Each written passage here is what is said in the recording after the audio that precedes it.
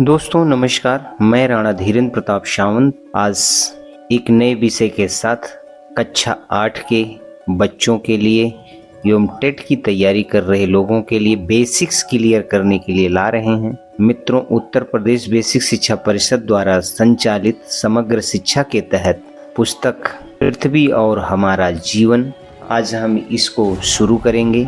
मित्रों, ये हमारी पृथ्वी है, किताब के आवरण पृष्ठ पे अंकित है। ये हमारे प्रदेश का राज्य शैक्षिक अनुसंधान और प्रशिक्षण परिषद उत्तर प्रदेश, जिसे CRT, जो किताबों को छापने का, चलाने का, अध्ययन कराने का जिम्मेदारी लेता है। तो पाठ का नाम है मित्रों संसाधन। हम लोग संसाधन में आवश्यक पॉइंट को हम लोग अंडरबॉक्स करते चलेंगे ताकि हमारे बच्चे और हमारे मित्र लोग इसको आसानी से समझ सकें। मित्रों, आप अपने दैनिक जीवन में घर के आसपास पानी, रिक्शा, साइकिल, बस, पुस्तक, कुर्सी, घरों में बिजली, पंखा आदि अवश्य देखते होंगे। क्या आपने कभी सोचा है कि ये सब क्या हैं? आइए जानें। आपको प्यास लगने पर आप जो जल पीते हैं, घरों में प्रयोग की जाने वाली बिजली, कुर्सी, स्कूल से घर पहुंचने के लिए उपयोग में लाई गई साइकिल, रिक्शा या बस, अध्ययन के लिए पाठ्य पुस्तक, बैठने के लिए कुर्सी, मेज, ये सभी संसाधन हैं। इनमें से सभी वस्तुओं का उपयोग आप द्वारा किया गया है, अर्थात इन सभी वस्तुओं में आपकी आवश्यकताओं की पूर्ति करने की क्षमता है। इस प्रकार हम कह सकते हैं यह एक वस्तु या पदार्थ जिसका उपयोगिता हो रहा है वो क्या कहलाता है? संसाधन।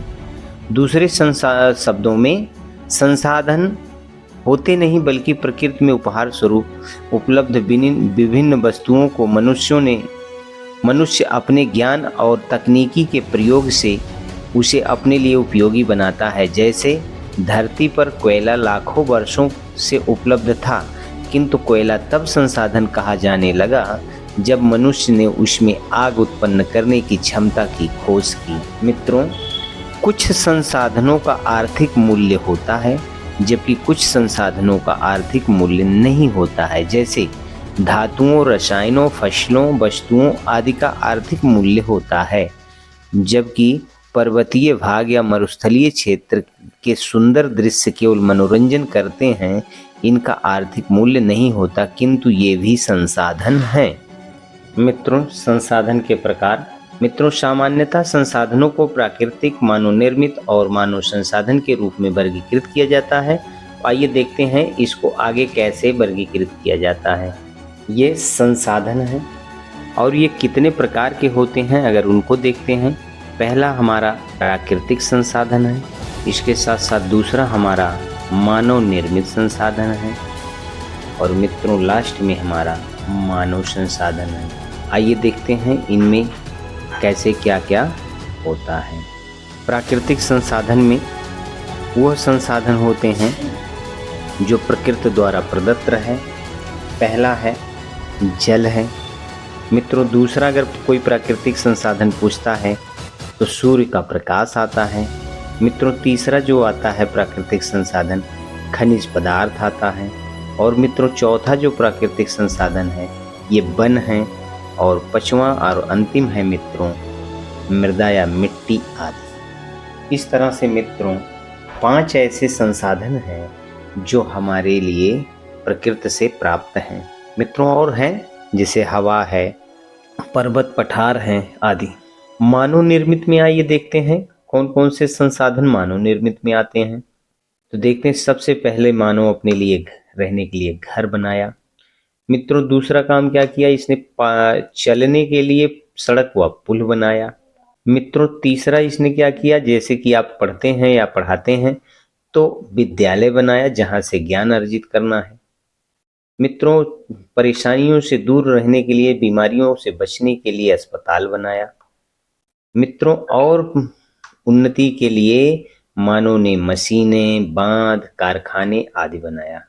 और मित्रों लास्ट में मानव संसाधन है, तो मानव का मतलब जितने लोग हैं वो सब एक संसाधन के रूप में ही हैं। आइए मित्रों आगे बढ़ते हैं। प्राकृतिक संसाधन, ऐसे संसाधन जो प्रकृति से मानव को उपहार स्वरूप में मिले हैं और जिन्हें मनुष्य बिना किसी संशोधन के ही उपयोग करता है, प्राकृतिक संसाधन कहलाते हैं। इन्हें पर्यावरण से सरलता से प्राप्त किया जा सकता है। क्या आप भी ऐसे कुछ प्राकृतिक संसाधनों का नाम बता सकते हैं? प्राकृतिक संसाधनों को सामान्यतः नवीकरणीय और अनवीकरणीय संसाधनों में वर्गीकृत किया जा सकता है। मित्रों, इसको भी ध्यान रखिएगा। अगर पूछा जाए प्राकृतिक संसाधन कितने प्रकार के होते हैं, तो यहाँ से आप बताइएगा नवीकरणीय और अनवीकरणीय, दो तरह के संसाधन होते हैं। मित्रों, ये देखिए एक झरना है। झरना में प्राकृतिक संसाधन जो जल है ये गिरता है और इसका हम अपने वैज्ञानिक तकनीकी से उपयोग करके अनेक प्रकार के अपने साधन बनाते हैं। प्राकृतिक संसाधन के बाद प्राकृतिक संसाधन में एक और हमें दिख रहा है, ये है वन। ये जंगल भी हमारे लिए प्राकृतिक संसाधन का ही काम करते हैं। मित्रों, आइए दूसरा हम देखते हैं नवीकरणीय संसाधन, इनको समझते हैं, या रिन्यूएबल रिसोर्स। मित्रों, ऐसे संसाधन जो प्रकृति में असीमित मात्रा में उपलब्ध हैं, जिनकी प्राकृतिक प्रक्रिया द्वारा या मानव द्वारा नवीकृत अथवा पुनः पूरित किया जा सकता है, नवीकरणीय संसाधन कहलाते हैं। जैसे सूर्य प्रकाश, पवन, वायु आदि। मित्रों, कभी न समाप्त होने वाले संसाधन हैं। इन्हें अक्षयशील संसाधन भी कहते हैं। मित्रों, इसको भी ध्यान रखिएगा, याद रखिएगा, क्योंकि ये कभी कभी पूछ लेता है, नवीकरणीय न पूछ के अक्षयशील संसाधन किसे कहते हैं, तो यहाँ से आपको याद रखना पड़ेगा, क्योंकि अक्षयशील संसाधन में भी जो कभी क्षय ना हो, जो खत्म ना हो, वही अक्षयशील संसाधन है। नवीकरणीय ये पृथ्वी पर असीमित मात्रा में उपलब्ध है। मनुष्य इनका उपयोग चाहे जितनी मात्रा में करे, इनकी मात्रा पर कोई विशेष प्रभाव नहीं पड़ता है। यद्यपि मानव क्रियाकलाप से ये संसाधन अनुपयोगी हो सकते हैं, जैसे वायु प्रदूषण से हमें सांस लेने में कठिनाई होती है। कुछ प्राकृतिक संसाधन मानवीय प्रयासों से भी उत्पन्न होते हैं, जैसे पौधों को लगाकर हम वन संसाधन को बढ़ा सकते हैं। मित्रों, अनवीकरणीय संसाधन, नॉन रिन्यूएबल रिसोर्सेज। आइए हम लोग देखते हैं कि अनवीकरणीय संसाधन कौन कौन से हैं। ऐसे प्राकृतिक संसाधन जो भूतकाल से निर्मित हुए हैं तथा जिनका भंडार सीमित मात्रा में है, अनवीकरणीय संसाधन कहलाते हैं। इन संसाधनों का एक बार उपयोग कर लेने के बाद इन्हें पुनः प्राप्त नहीं किया जा सकता है। प्रकृति में उपलब्ध धातुएं, जीवाश्म ईंधन जैसे कोयला, पेट्रोलियम, प्राकृतिक गैस अनवीकरणीय संसाधन हैं। मित्रों, कभी अगर उदाहरण पूछा जाता है तो आपको यहाँ से एक कोयला, पेट्रोलियम, प्राकृतिक गैस, क्योंकि ऐसे संसाधनों के पुनः निर्मित होने में हजारों वर्ष लग जाते हैं, जो मानव जीवन की अवधि से बहुत अधिक है। इसलिए ऐसे संसाधन का संरक्षण बहुत आवश्यक है, नहीं तो भावी पीढ़ियों के लिए ये उपलब्ध नहीं हो सकेंगे। मानव निर्मित संसाधन कौन कौन से हैं, कि मानव निर्मित संसाधन किसे कहते हैं, तो उसका जवाब ये लाल वाले बॉक्स में बहुत सुंदर ढंग से लिखा गया है। जब मानव में उपलब्ध किसी पदार्थ का मूल रूप मानव द्वारा अपनी उपयोगिता के आधार पर बदल दिया जाता है, तो वह मानव निर्मित संसाधन कहलाता। आइए जाने, लौह खनिज उस समय तक संसाधन नहीं था जब तक लोगों ने उससे लोहा बनाना नहीं सीखा था। लोग जब लौह खनिज से लोहा बनाने की कला सीख गए तो इससे पुल, बांध, सड़क, वाहन, दैनिक जीवन में काम आने वाली वस्तुएं बनाने लगे। इस प्रकार अब लोहे से निर्मित वस्तुएं मानव संसाधन। मित्रों, ये देखिए, मानव निर्मित संसाधन में एक बांध है जहां से पानी गिर रहा है और इस पानी के प्रभाव में टरबाइन चल करके हमारे लिए बिजली उत्पन्न करता है। तो इस तरह से मानव निर्मित संसाधन कहलाता है। आपको एक चीज और बता दें, आपको विज्ञान के सारे प्रश्नों को अगर पढ़ना है, प्लेलिस्ट में जाकर के वहां से पढ़ सकते हैं। उसके साथ साथ उस सारे पाठों का प्रश्न का उत्तर भी दिया हूं। मित्रों, हम जितना पढ़ेंगे उतना बढ़ेंगे, में हम विश्वास रखते हैं, इसलिए हम कोशिश करते हैं आपको पढ़ाएं और आपको आगे बढ़ाएं ताकि आप जीवन के सही रास्ते में गति प्राप्त कर सकें। मित्रों, आइए देखते हैं।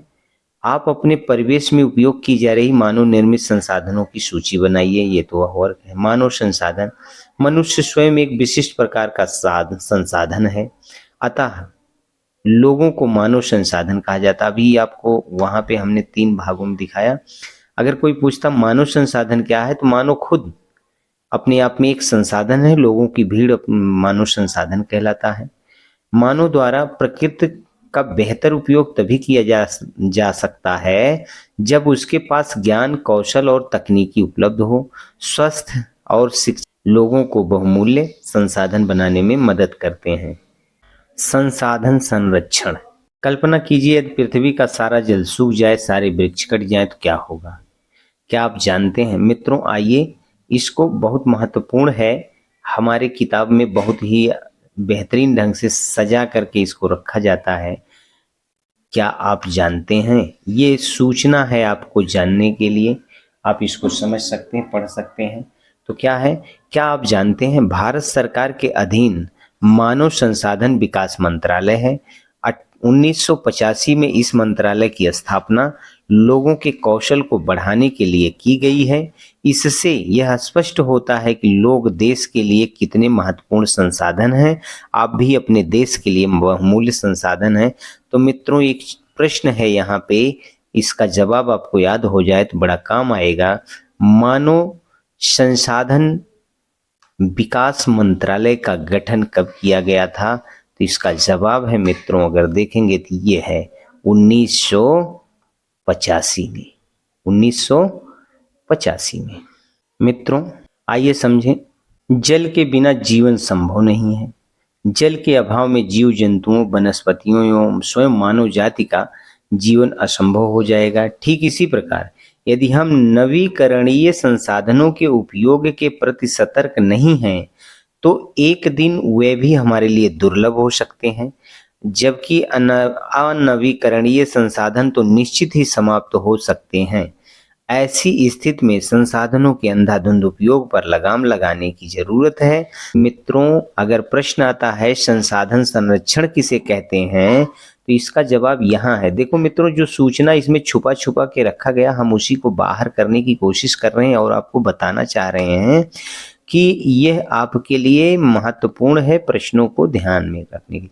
मित्रों, संसाधनों के विवेकपूर्ण उपयोग को ही संसाधन संरक्षण कहते हैं। ध्यान रहे, संसाधन संरक्षण का अर्थ संसाधनों के प्रयोग को पूर्णतः रोकना नहीं, बल्कि इस प्रकार से उपयोग करना है कि वर्तमान पीढ़ी के साथ साथ भावी पीढ़ी भी इनसे संसाधनों से लाभान्वित हो सके।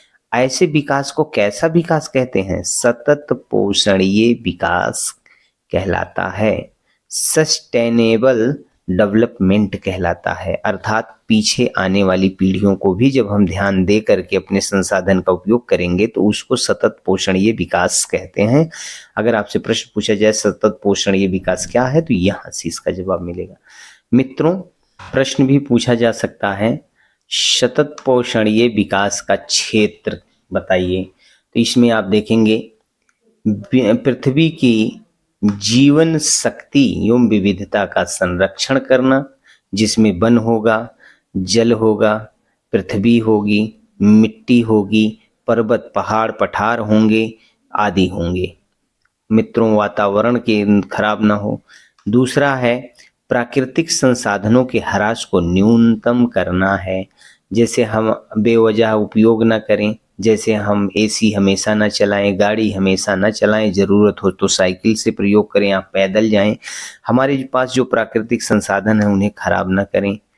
पर्यावरण के प्रति व्यक्तिगत व्यवहार और अभ्यास में परिवर्तन लाना।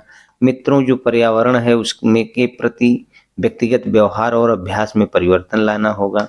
मित्रों, समुदाय को अपने पर्यावरण की देखभाल करने योग्य बनाना है। समुदाय को भी प्रशिक्षित करके उसे भी पर्यावरण की देखभाल योग करने के लिए योग्यता प्रदान कराना है। मित्रों, लास्ट में है मानव जीवन की गुणवत्ता को बढ़ाना है। इस तरह से ये पोषण, सतत पोषणीय विकास के क्षेत्र हैं और इस पे हमारी सरकारें, हमारे तमाम सामाजिक संगठन जी तोड़ मेहनत करते हैं। एक प्रश्न है, क्या आप जानते हैं? तो आइए देखते हैं कि ये क्या पूछना चाहते हैं, क्या जानना चाहते हैं। संयुक्त राष्ट्र संघ UNO, United Nation of Organization ने 25 सितंबर 2015 को सतत पोषणीय विकास के लिए वर्ष 2030 तक 17 लक्ष्यों को पूरा करने का संकल्प लिया है। सतत पोषणीय विकास के लिए 2030 तक कितने लक्ष्य? 17 लक्ष्यों को पूरा करने का संकल्प लिया है। इन संकल्पों को पूरा करने हेतु भारत सहित विश्व के अनेक देशों ने अपनी सहमति प्रदान की है। इन लक्ष्यों में 5P पर बल दिया गया है। P लोग मतलब पीपल, अगले P का मतलब है ग्रह प्लैनेट्स, अगले P का मतलब है समृद्धि प्रॉस्पेरिटी, अगले P का मतलब है पीस शांति, और अगले P का मतलब है पार्टनरशिप भागीदारी। मित्रों, इस तरह से 5P पर बल दिया गया है। अगला जो टॉपिक है इसमें महत्वपूर्ण, सतत पोषणीय विकास के लिए वर्ष 2030 तक कितने लक्ष्य पूरा करने का संकल्प लिया गया है?